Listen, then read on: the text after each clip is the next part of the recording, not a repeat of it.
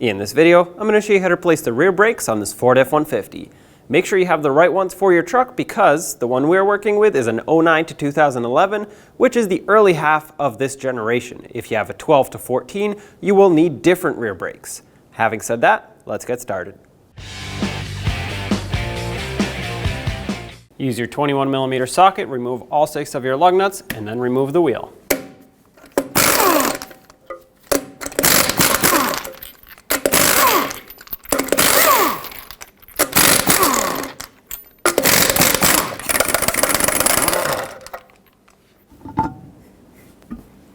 Use a 10mm wrench or socket to break free this slider pin bolt. With this one broken free, let's move to the top one. Break this free now while the caliper is still securely mounted. This one has a vibration damper attached to it, which actually will help because it gives us something to grab onto. So remove this completely. We'll set it aside. Pull this back, leave it right here. Remove the bottom one the rest of the way.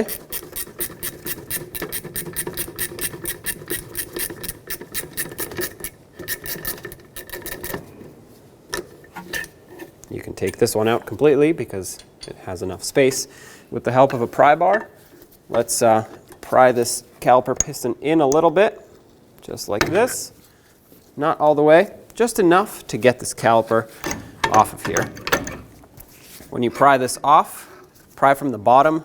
This pad is stuck, so it's going to have to unseize. Basically, both pads need to swing up and out in order for this caliper to come out of here. There we go, just like that. Now you can swing it, unhook it from the top, and there we go. You can flip it over. We'll pull this bolt slider pin out and then set this up on the leaf spring. Basically, what you're aiming for is to not put any pressure on this brake hose, so don't just let it dangle. Let's remove the pads. On the inner one, you can just pull straight out. It should pop out. It's clipped in with these little hooks. And then to remove this pad, the outer one, you can either pry on this. However, sometimes this is difficult because you're basically prying up against yourself. So what I'm going to do is flip this over, and I'm just going to use a hammer, tap on these 2 ears, and it'll slide the pad straight out. There we go. Set this aside. Now let's take off the rotor. Usually you can just wiggle it back and forth. If it does not let you pull it off, either it's seized onto the hub surface of the axle or the parking brake shoes are grabbing it and don't let you pull it off. If you think it's seized onto the hub, you can use these 2 bolt holes and stick 2 bolts through, pull this away. If you think it's the parking brake shoes, I will show you in a second where you can contract them, de-adjust them so you can have them release the brake rotor. For me, it comes right off as it should. If you have to clean up this hub, use a wire brush, scrape it. Mine is not too bad of condition. I'm just going to scrape off some of the old grease or anti-seize, whatever this is, but it's hardened at this point. Just going to do this, and a little bit of brake parts cleaner at the end. Then we can recoat it so that it doesn't rust in the future and the rotor doesn't seize on. That's the main reason for this. If yours is rotted and you have to sand it down, be very careful when you do that because you don't want to remove so much material that you damage the surface. You still want the rotor to sit flush. Rinse it off.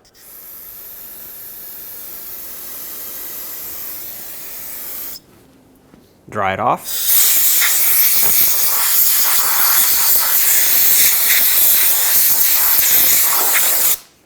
And now, let's put a thin coating of anti-seize. I'm using the spray kind, so I'm going to make sure I don't spray it all over the parking brake shoes. If you're using the brush kind, that's actually better in this case because it's a more controlled application. Try to avoid getting it on the lug studs, mainly on the hub surface of the axle.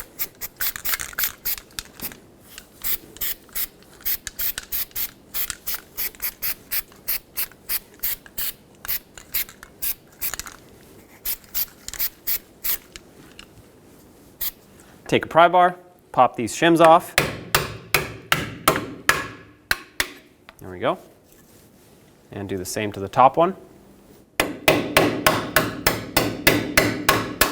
Sometimes they're a little rusty here, that's why it's important to clean this up very well. However, when you clean it, don't sand too much. If you sand too much, you need a new backing plate, because this is not just the caliper bracket or, well, the area where the pads slide, but it's also the backing plate. So if you sand too much, you remove too much material, now those shims are floating, not good. So you just want to clean it up lightly. I'm going to start with a wire brush. If that is not enough, then I will very gently sand or use a file, but you don't want to just grind it down. I'm going to wet this down with some brake parts cleaner to prevent the dust.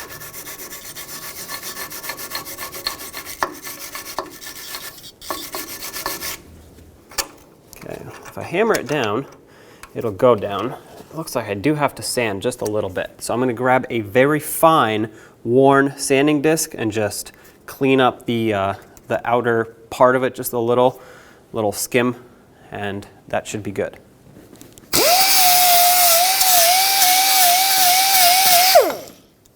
I'm happy with this. Let's put some grease on so that it hopefully slows the rust down a little bit.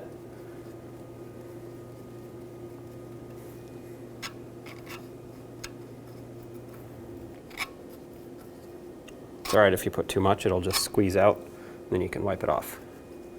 Now, put this new shim on, tap it down.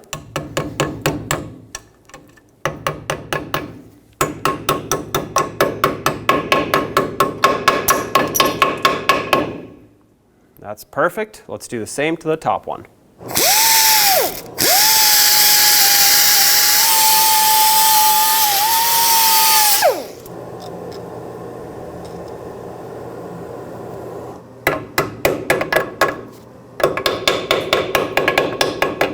Now let's put the rotor on. I like to start by putting it on backwards just so the axle can hold it for me while I clean it. It's important to degrease this surface. I'm going to use brake parts cleaner on the inside too, where the brake shoes ride, and wipe it down. Now this one particularly does not have an oil coating, has a different special coating to prevent rust. However, there are rotors that have Cosmoline oil from the factory to prevent them from rusting while they're on the shelf. Those you absolutely have to clean off, otherwise you get oil all over your brake pads.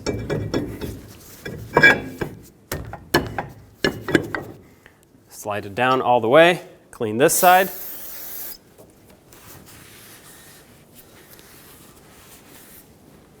Now before we continue with the brake job, you want to pull these slider pins out. Hopefully yours are not seized. If they are seized, you're going to want to spray some rust penetrant in there, work them back and forth, get them out of here, and make sure they're in good condition. This one's great. Check the boots, make sure they're not ripped. These boots are okay, so I'm good to go on this side. Looks like same story over here. Pull the pin out, check the boot. Boot seems fine, so let's clean these off. I'm going to add some grease and then we'll continue. Looking inside, the boots are pretty clean, so I'm just going to add some grease in here. In this accordion part, it will act as a reserve of grease basically. I'm going to put this into both ends. Try to avoid sticking it right in the middle. In the middle, it's actually a very tight clearance between the pin and the boot.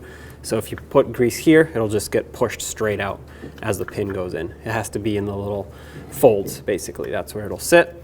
And we'll do the same to the other boot. Add some in there. And the other side. Now you want to take your pins. You can put a little bit of grease on them. Make sure these ends are clean. You can wire brush them if needed. That's what seals up right up against the boots. Sometimes once it gets slippery from the grease, it's a little difficult to get them to slide through, but doable. Push it in. Make sure that boot sits right there on the end of it and over here as well. There we go. Any excess grease will come out. Let's do the same to this one. Put that grease back in there. Make sure that slides smoothly. Push it through. All right. Work it back and forth a little. That is nice and smooth. No problems. So let's continue. Now if you want to, you can open up your bleeder screw. It's a 10mm size. It's obviously easier to do this when the caliper is still mounted.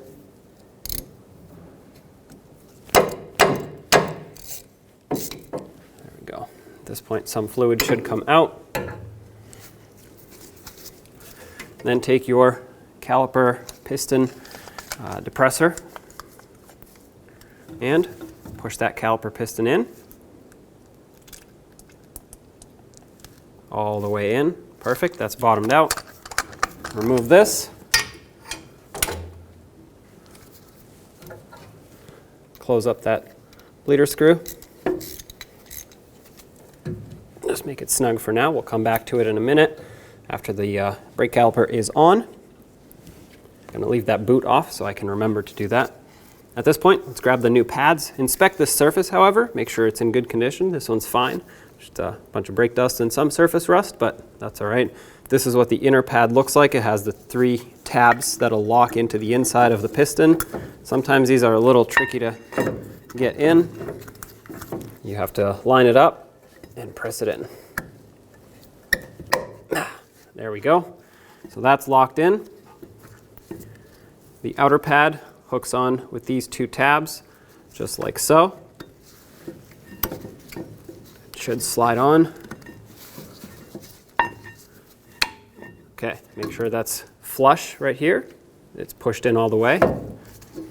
Before you install the caliper, put the top bolt in because there won't be enough clearance with the leaf spring. Now, as you slide the caliper on, notice how the outer pad has 2 hooks at the top here. The inner does not, so that doesn't really matter. But at the bottom, the outer one has a spring that has to seat it down all the way, just like that. If it doesn't go on, make sure you're not crushing the boots and the slider pins here. Start these 2 bolts in. That one's snug. Get this one started. I cannot torque this top one just because of, well, this, so I'm going to take a wrench to it, make sure it's tight. I will come back and torque this one though. 22 foot-pounds is the torque for both of these. There's one. On this damper on the backside, if you pop the cap open, you can see that you can fit a T30 socket. However, the clearance between this and the leaf spring is preventing me from putting a torque wrench on here. So even with this, I still can't torque it. So what I'm going to do is close this up. The torque for these is not high enough to where I can't properly tighten it up with a wrench. So I'm just going to give it the best I can with the wrench, and there you have it. That's tight. If you doubt it, you can always put thread locker on the end of these bolts, but it's not absolutely necessary. Now with the caliper securely mounted, let's break open this bleeder screw again. Make sure there's no air in the system. Yep, I see clean, fresh fluid coming out. I'm going to close it up. If you wanted to, you could do a manual brake bleed at this point since you did have the bleeder screw open. And now with it closed, I'm just going to clean everything up with a brake parts cleaner. Doing this will ensure that I don't confuse the residual fluid for a potential leak in the future. It's important that you know if you do have a brake fluid leak.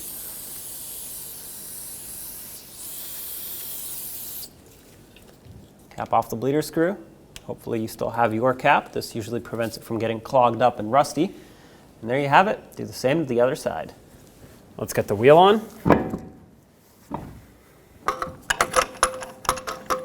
Put on all 6 of your lug nuts, bottom them out, and torque them to 150 foot-pounds in a cross pattern.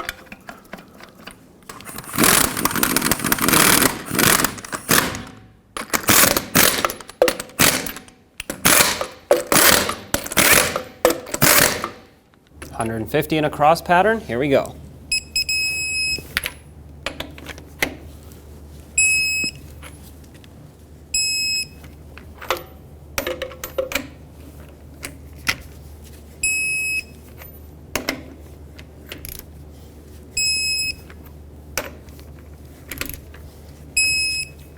Double check them if you want. If not, take it for a road test. When only the best will do, demand TRQ. The only company that lets you view before you do. TRQ is committed to offering the highest quality aftermarket auto parts that are engineered for peace of mind. Thanks for using and viewing with TRQ.